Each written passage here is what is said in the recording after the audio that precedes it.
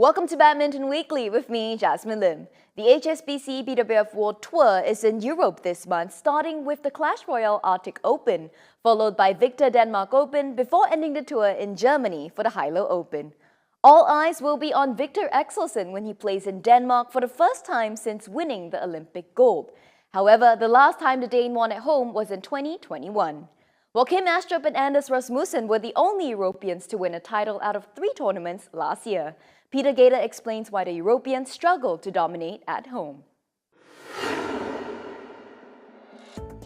I don't know if you can say the European players are struggling. It might be a bit of a coincidence, and then you have to look at the overall statistics. And the overall statistics just show us that for the moment it's very, very difficult for the European players to move forward and to peak and grab the big titles. If you look aside from Victor and a few other, I think that most of the Asian players are still favorites to grab the titles in these tournaments. However, I think that of course, Victor will, a lot of focus will be on him. I don't think it's impossible for Anders Antonsen also to do a good result at home.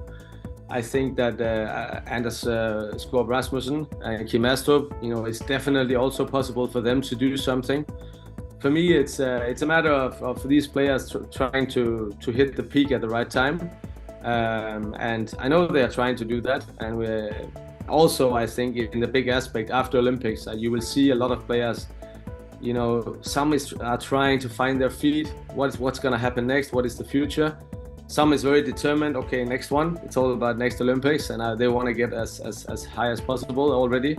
So there's a lot of difference between where the players are at the moment.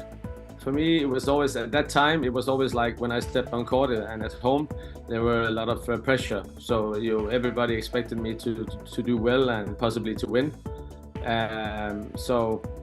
And it also depends a bit on the category of the tournament. So in the past, the category of the tournament was maybe not at the same level as it is today. But for me, it was kind of handling this home pressure that I also really liked, because I wanted to play the best players in front of my home crowd.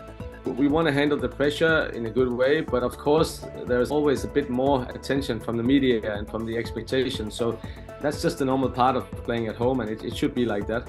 And then I would say also for the Danish players, there's a little bit of a difference, because where you are in the country, probably it's the same in China. And for Victor, Odense is his hometown, so I think for him it's really like playing at home. So for the Danish players, this could also play a bit of a difference. Well, of course, there's a big difference whether you're talking about the Asian players or the European players. So for the European players, it would be a bit more comfortable. They will feel a little bit more at home and with no time difference, and they will feel they don't have to think about that as an issue. All the players are, of course, very, very professional. They are used to handling time difference, different circumstances, but still, you never really know. It was the same for me going to Asia.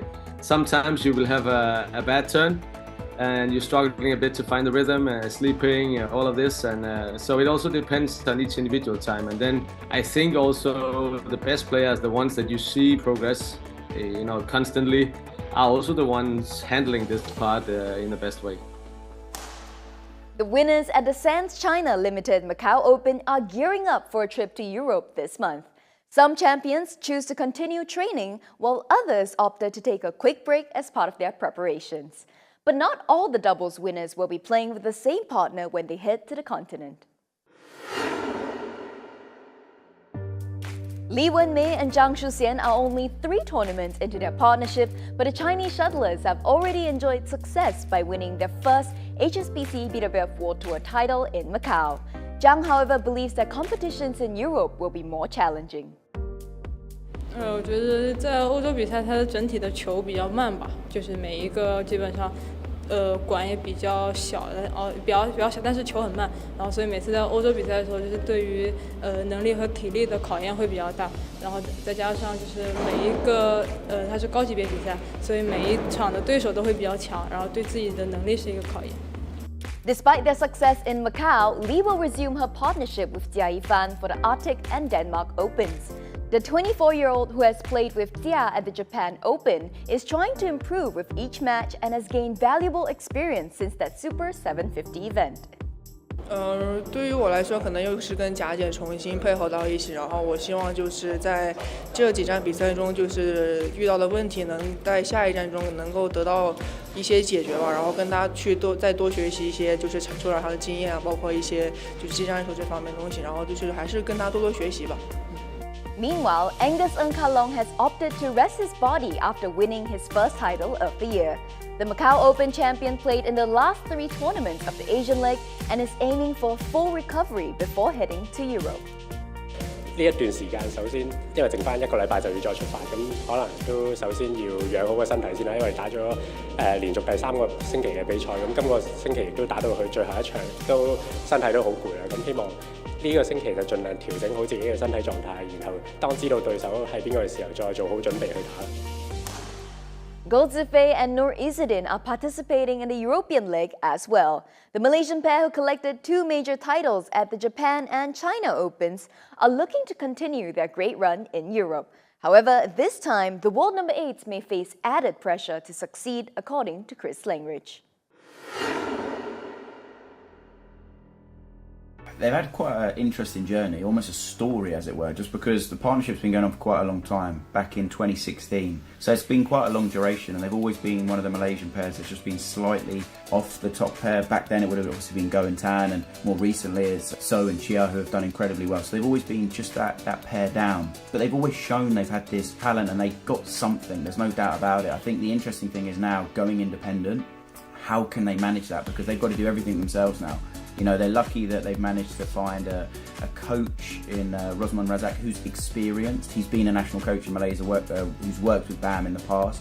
Sparring, they're pretty fortunate. They've got the 2 really good mixed pairs of Go and Lai and Tan and Lai to train with.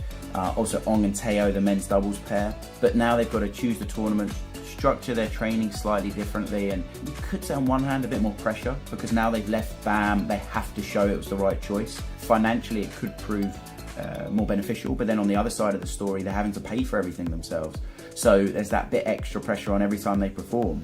The big one for me is they're a partnership who have kind of openly admitted they're not the best of friends, which isn't an issue. When things are great, there's no doubt they're incredible. They've shown that Japan Open, China Open being really good, but when things maybe don't quite go as well, the tournaments in between, Korean Open, Hong Kong Open, how do they deal with it? How do they deal with each other? Just because, you know, they've openly admitted they have a few differences of opinion, which is normal in life.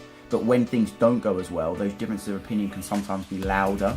They can maybe get in the way, and I think this is what happened in the past, which was just one of the factors which caused them to, you know, split up their partnership before. But that will be the bit for me, that will be the interesting bit of this new journey. How will the coaches deal with this when things get more complicated? I think it's, for me, the interesting bit.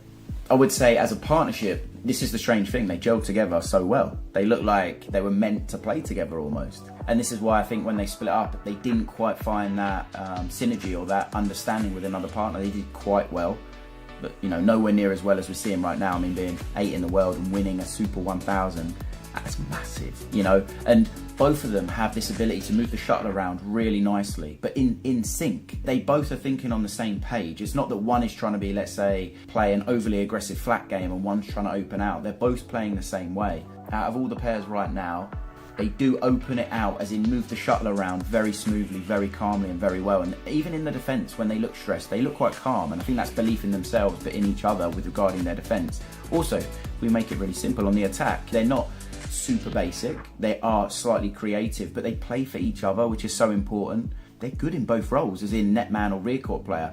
You know, whoever's at the rear, whoever's at the front, it looks smooth, it looks good to me. They've both got these, you could call them cheeky flicks, totally legal. They don't bring it out that often, they bring it out at crucial points. We've seen it on match points a few times, worked incredibly well. They've caught their opponents, hold it that fraction longer. Both of them got pretty strong forearms to just punch it at the last second, proved really, really well timed. They play like they're confident, they believe in themselves, they believe in their ability, and I think that is a skill. Even when things aren't going right, you still believe you can win. And I do see it a little bit in this Malaysian men's doubles pair. I think there are only areas, hopefully for them, they're going to get even stronger and stronger in. And right now in men's doubles, there's no stopping anyone because it's such an open event. There's not, for me, one pair that I would say they are, you know, by far the best, which gives them such an opportunity to try and stamp their authority on the men's doubles category. For me, the top level and the bottom level for the top Malaysian pair is too big the gap. If you look at Aaron and So, double Olympic bronze medalist, incredible.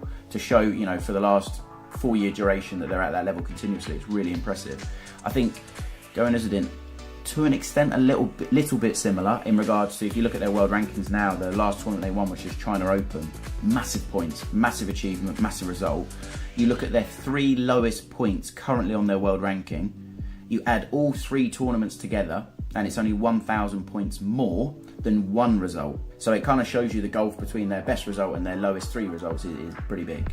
And for me, it's can they have that consistency tournament after tournament, match after match? Can they become a little bit more solid at times? Can they show that they have got that extra something at the crucial times in a match? They've almost now got a little bit of pressure on them, which they haven't maybe had in the past, because people are really looking at them and going, you know, they are very good. They can't hide anymore. They're a pair that are out there, which on one hand is amazing, but can they deal with that extra bit of pressure? And especially the Malaysian fans, they can be maybe a little bit tough on their players at times, just because, you know, they want them to win so much, and I get that. And I think this will be the interesting thing over the next 6 to 9 months. Are we going to see them get to maybe top 4 in the world, or are we going to see that pressure mount a little bit and just a few up and down performances, which we have seen in the past? Liu Shengshu and Ning have won 8 HSBC BWF World Tour titles and an Olympic silver medal in just 2 years on the tour together. Only in their early 20s, the pair have already achieved one of their many goals by winning a medal in Paris. We caught up with the Chinese shuttlers and looked back on their first Olympic experience. 我是比较感觉到好奇吧，因为也是第一次参加嘛，也没有打过这么大的比赛，也是我们第一次参加大型的单项比赛，所以可能兴奋会比紧张要多一点。能代表国家出战奥运会是一个很荣耀的事情嘛，然后还是会有紧张，会有兴奋，然后这种感觉会多一点。首先我们就是能跟姐姐们会师，然后我们是打完半决赛的时候才知道，上一次在奥运会上会师已经是20年前的事情了，然后也是正好2004年也是我们的就是更早的前辈就是高玲姐他们，然后也是在赛前来帮助我们备战奥运会，然后能在奥运会上就是完成了整个女双组的梦想吧，我觉得是对于我们和大姐们都是很荣耀的。然后也是能在奥运会上把国旗披上，也是我们赛前的终极目标。然后也是那一刻就是非常的开心。当时我们其实不知道樊姐把国旗带到包里了，然后她拿出来国旗的时候，我们都有点就是内下有一点想哭吧，因为樊姐小组他们是死亡小组嘛，然后我们那个淘汰赛开始的半区也是死亡半区。其实从抽签小组赛抽签和淘汰赛抽签出来开始，我们都没有想，我们2队都没有想到能会师，然后真正打到就是决赛结束那一刻，我们4个人把国旗举起来那一刻，就是其实眼泪已经在眼睛里面了，然后也非常开心，也很骄傲吧，就是确实打完回到采访区就是后台的时候，高玲姐在后面等我们，她也哭了，她也哭得挺也是可能也是开心的哭吧，反正我们大家整个女双组都会觉得这是一份很不容易的、很来之不易的一份荣耀。整个备战周期的一个肯定吧。当然就是在奥运会上能夺到的奖牌，也是每个人都，对于运动员来说都是梦想嘛。然后也算是实现了我们一个小目标。Liu and Tan will be looking to defend their title at the Clash Royale Arctic Open this week, but do join us again next week as we bring you the top stories from the Super 500 event in Finland. In the meantime, you can stay up to date with the latest news by downloading our BWF app, Badminton for You. And as always, do let us know your thoughts, comments, and questions on our Facebook and YouTube pages. Until then, see you soon!